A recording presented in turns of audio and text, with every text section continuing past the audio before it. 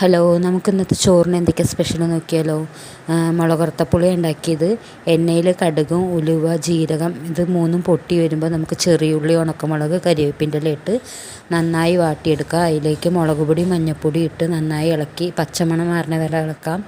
അത് കഴിഞ്ഞ് വാളംപുളി വെള്ളത്തിലിട്ട് വെച്ചത് പിഴിഞ്ഞെടുത്ത് അതിലേക്ക് ഒഴിക്കാം. എന്നിട്ട് പാകത്തിന് ഉപ്പ് ഇടുക. നന്നായി തിളച്ച് കഴിഞ്ഞാൽ നമുക്ക് പുളി റെഡിയായി. നല്ല തിളയ്ക്കണം. എന്നിട്ട് തിളച്ച് കഴിഞ്ഞാൽ പുളി റെഡിയായി. അത് കഴിഞ്ഞ് ഞാൻ കൂർക്കുപ്പേരിയാണ് ഉണ്ടാക്കിയത്.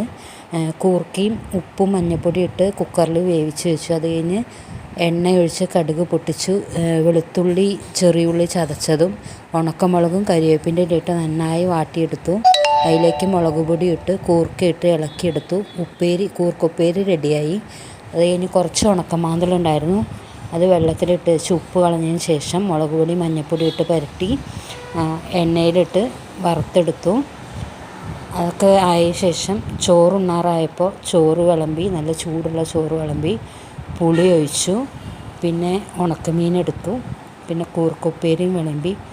നല്ല അടിപൊളി ഊണായിരുന്നു ഉച്ചത്തെ.